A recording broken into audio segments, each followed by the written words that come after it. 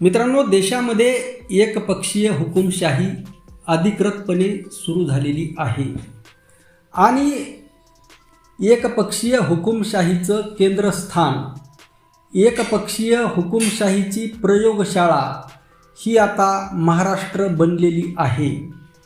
याच्या पाठीमागं 2-3 कारणं आहेत. डिलिमिटेशन तर एक दाखवण्यापुरतं कारण आहे, परंतु खरं कारण आहे की भारतीय जनता पार्टीला आपलं पूर्णपणे एक हाती वर्चस्व या देशावर निर्माण करायचं आहे. भारतीय जनता पार्टीला म्हणण्यापेक्षा RSSला या देशावर आपलं एक हाती नियंत्रण मिळवायचं आहे. भारतीय जनता पार्टी एक निमित्त मात्र आहे. लक्षात ठेवा, या देशामध्ये खरं राज्य हे RSSचं आहे, मोहन भागवत यांचं आहे. पाठीमागे तुम्हाला आठवत असेल की वंचित बहुजन आघाडीने जो मोर्चा काढला होता तो भारतीय जनता पार्टीच्या विरोधामध्ये काढला नव्हता, तर तो मोर्चा RSSच्या विरोधामध्ये RSSच्या कार्यालयावर काढला होता. परंतु या देशातील अनेक लोकांना सत्य परिस्थिती माहीत नाही आणि त्यामुळे सगळा गोंधळ उडालेला आहे. आता सध्या जी चर्चा सुरू आहे की शरद पवार हे NDA सोबत जाणार का?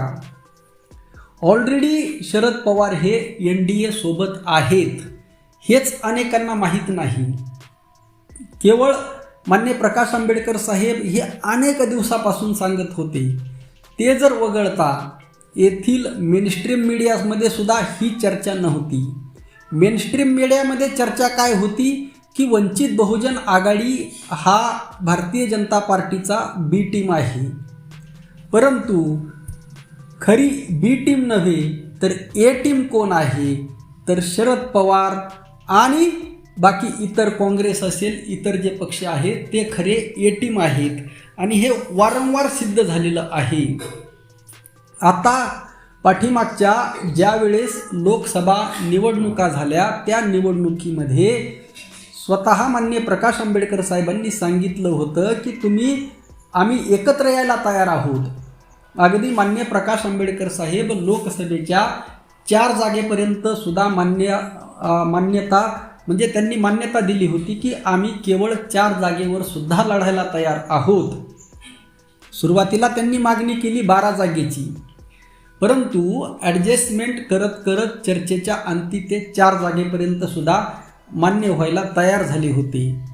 परंतु त्यासाठी त्यांनी एक अट घातली होती की तुम्ही निवडून आल्यानंतर भारतीय जनता पार्टीसोबत कसल्याही पद्धतीने जाणार नाहीत, हे रिटर्नमध्ये द्या. आणि ते रिटर्नमध्ये द्यायला ना शिवसेना तयार होती ना राष्ट्रवादी काँग्रेस तयार होती. परंतु काय होतं माहिती आहे का, ज्यांची चर्चा व्हायला पाहिजे ती चर्चा होत नाही. म्हणजे या देशातील मूळ समस्या काय आहे यावर कोणीही चर्चा करायला तयार नाही.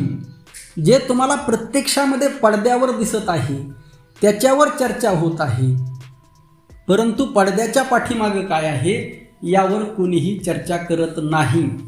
या देशामध्ये चोर पावलाने मी अनेक वेळा सांगितलेलं आहे की मनुस्मृती लागू झालेली आहे. मनुस्मृती म्हणजे काय, ज्या पद्धतीने मनुस्मृतीचं पुस्तक तुम्हाला ऑनलाईन अमेझॉनवर भेटतं, त्याची लिंक तुम्हाला दिलेली आहे, परंतु त्या पद्धतीने ती जशीच्या तशी मनुस्मृती लागू होणार नाही. तर भारतीय जनता पार्टी स्वतःला हवे तसे कायदे बनवणार, हवे तसे नियम बनवणार, हवं तसं वागणार. आता सध्या शेतकरी कर्जमाफीचा मुद्दा आहे. 2019ला ज्या शेतकऱ्यांना कर्जमाफी भेटली त्या शेतकऱ्यांना आता वगळण्यात आलेलं आहे. रोहित पवार यांनी आंदोलन केलं, मी स्वतः त्याचं समर्थन केलं, त्याच्या समर्थनार्थ पोस्ट केल्या, व्हिडिओ केले, बोललो आणि आजही रोहित पवार यांच्या भूमिकेबद्दल माझ्या मनामध्ये कसलाही संशय नाही. परंतु त्या आंदोलनाचा फायदा काही झाला का? किंवा रविकांत तुपकर शेतकरी नेते, अजून अनेक शेतकरी नेते आहेत, त्या सर्वांनी आंदोलन केलं, परंतु त्याचा इम्पॅक्ट काही झाला का? देवेंद्र फडणवीस यांच्यावर त्याचा काही इम्पॅक्ट परिणाम झाला का? अजिबात नाही. आता मिसिंग लिंक कोसळली, त्याचा परिणाम देवेंद्र फडणवीस यांच्यावर झाला का? मिसिंग लिंक कोसळल्यानंतर देवेंद्र फडणवीस यांना पत्रकारांनी प्रश्न विचारला. त्यावेळेस देवेंद्र फडणवीस यांनी सांगितलं की विरोधकांना उत्तर देण्याची आवश्यकता नाही. म्हणजे विरोधकांना आता कसलंही महत्त्व या राज्यामध्ये शिल्लक उरलेलं नाही, हे त्यांनी अगदी स्पष्टपणे केलेलं आहे आणि ते वास्तवसुद्धा आहे. बघा, देवेंद्र फडणवीस एक असे राजकीय नेते आता महाराष्ट्रामध्ये उदयास आलेले आहेत की राज्यातील 90% जनता त्यांना पसंत करत नाही. अगदी 95% जनता म्हटलं तरी हरकत नाही. आणि मी याचे स्वतः अनेक सर्वे केलेले आहेत. तरी आपण एक 5% एक्स्ट्रा देऊ, परंतु 90% लोक हे देवेंद्र फडणवीस यांना पसंत करत नाहीत. तरीसुद्धा राज्यामध्ये आज देवेंद्र फडणवीस यांच्या तोडीचा नेता तुम्हाला शोधूनही सापडणार नाही. देवेंद्र फडणवीस यांच्या पाठीमागे जरी जनमत नसलं, जरी लोक नसले, तरी देवेंद्र फडणवीस यांच्या पाठीमागे आमदार आहेत आणि खासदार आहेत, जे त्यांना मुख्यमंत्रीच नाही तर प्रधानमंत्रीसुद्धा बनवू शकतात. आणि म्हणजे एकीकडे आपण केवळ ईडी, इन्कम टॅक्स, CBI, सगळ्या शासकीय यंत्रणा, अगदी न्यायालयसुद्धा या लोकांनी पूर्णपणे कॅप्चर केलेलं आहे.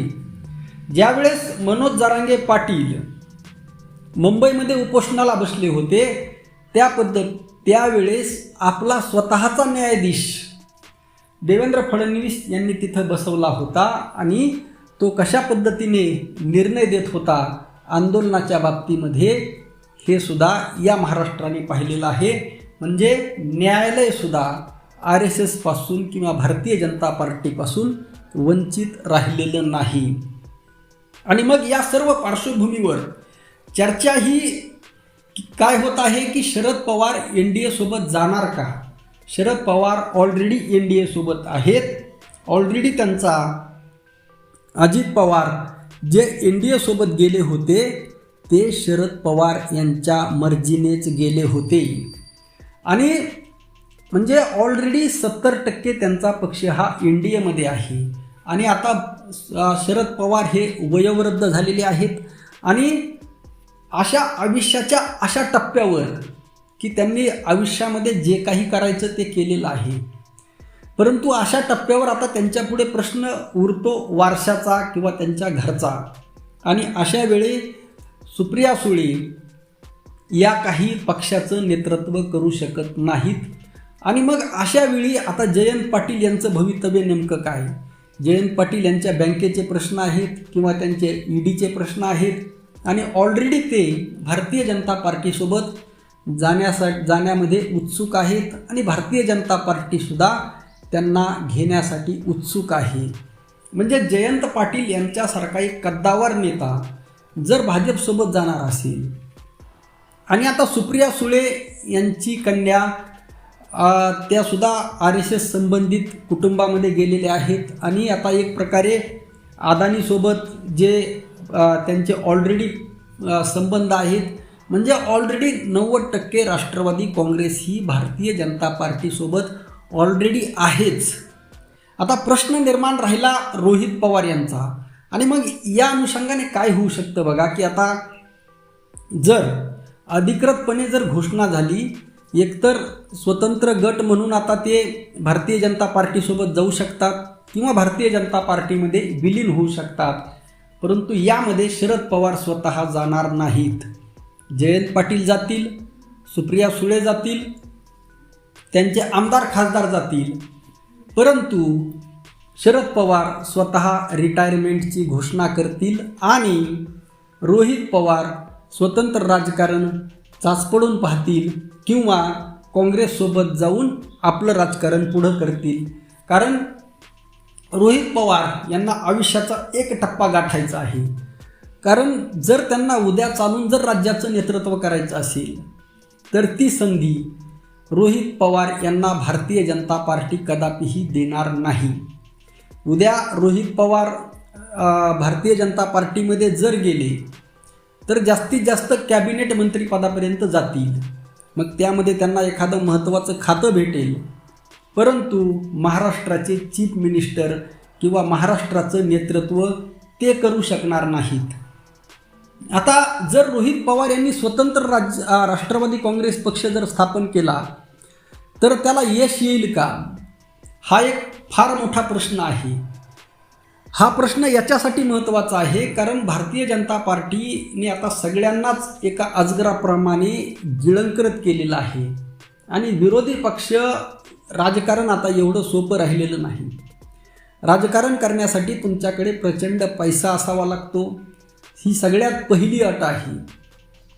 आणि सगळी शासकीय यंत्रणा EVM मशीन असेल, काय असेल, ED, इन्कम टॅक्स, CBI या सगळ्या पुढे एक पर्यायी पक्ष रोहित पवार उभा करू शकतील का याबद्दल त्यांच्या मनामध्ये सुद्धा संशय असेल. परंतु रोहित पवार यांच्या प्रामाणिक भूमिकेबद्दल सध्या तरी मला शंका नाही. भविष्यात काय होत आहे ते पाहूया. आणि काँग्रेससोबत सुद्धा त्यांना भवितव्य आहे का? काँग्रेस त्यांना तेवढी स्पेस देईल का? हा सुद्धा एक प्रश्न आहे. आता रोहित पवार यांच्याबद्दल प्रश्न न विचारता किंवा तुर्तास शरद पवार NDA सोबत जाणार का हा सुद्धा प्रश्न आपल्यासाठी महत्त्वाचा नाही. एकनाथ शिंदे यांचं अस्तित्व आता नगण्य आहे. भारतीय जनता पार्टीचा हात जर एकनाथ शिंदे यांच्यावरून जर उठला तर एकनाथ शिंदेचं अस्तित्व राहणार नाही. उद्धव बाळासाहेब ठाकरे यांचे ऑलरेडी खासदार फोडलेले आहेत, आमदारही थोडे आहेत. त्यांना फोडणं ही भारतीय जनता पार्टीसाठी काही अवघड गोष्ट नाही. आणि मग या सर्व पार्श्वभूमीवर राज्यामध्ये विरोधी पक्ष कोण आहे का? काल जे विद्यार्थी आंदोलन झालं छत्रपती संभाजीनगरमध्ये, केवळ सोशल मीडियावरती जे व्हायरल झालेले जे लोक आहेत, रविराज साबळे पाटील असतील, अजून विठ्ठल कांगणे असतील, अजून ते कराळे मास्तर असतील किंवा अन्य त्रिशूळ पाटील असतील, यांनी जे आंदोलन केलं विद्यार्थी आंदोलन, फक्त हे सोशल मीडियावरती झालेलं आहे. म्हणजे आता उद्या सोशल मीडियावरती व्हायरल झालेले जे सामाजिक कार्यकर्ते आहेत त्यांच्या प्रामाणिकतेबद्दल संशय नाही, 100% ते प्रामाणिक आहेत. परंतु आता विरोधी पक्ष त्यांच्या भरवशावर राहणार का? तिथं रविकांत तुपकर गेले होते आणि रोहित पवारसुद्धा गेले होते. आता मित्रांनो, एक विचित्र परिस्थिती झालेली आहे. बघा, इंग्रजांनी आपल्यावर 150 वर्ष राज्य केलं. आता इंग्रजांना काही लोक पसंत करत होते का? नव्हते. इंग्रजांना लोक पसंत करत नव्हते. तरीसुद्धा इंग्रजांनी 150-200 वर्ष आपल्या भारतावर राज्य केलं. अगदी त्याच पद्धतीने तुम्ही RSSला, भारतीय जनता पार्टीला, देवेंद्र फडणवीस यांना पसंत करा किंवा न करा, अजून 100-150 वर्ष. आणि जर येथील बहुजन हिंदूंना जर अशीच गुलामीत जर लोकप्रिय असेल, आवडत असेल, तर एकतर बहुजन हिंदू जो समाज आहे त्यामध्ये मी सुद्धा आलो. आमच्या रक्तामध्ये गुलामी एवढी शिरलेली आहे, गुलामी प्रिय झालेली आहे. गुलामी आणि स्वातंत्र्य यामधील फरकच कळलेला नाही. आणि तुकोबारायांनी जी स्वातंत्र्याची व्याख्या केलेली आहे, साधन तयासी साधे रे ज्याची स्वाधीन बुद्धी, पराधीनासी आहे घातरे थोर जाण संबंधी. जे पराधीन आहेत, जे पारतंत्र्यामध्ये आहेत, त्यांचा घात हा होणारच आहे. आणि साधन तुम्हाला कधी साध्य होतं? ज्याची स्वतंत्र बुद्धी आहे. परंतु येथील बहुजन हिंदूंना स्वतंत्र बुद्धी विकसित करताच आली नाही आणि त्यामुळे त्यांचा घात होतच राहणार आहे.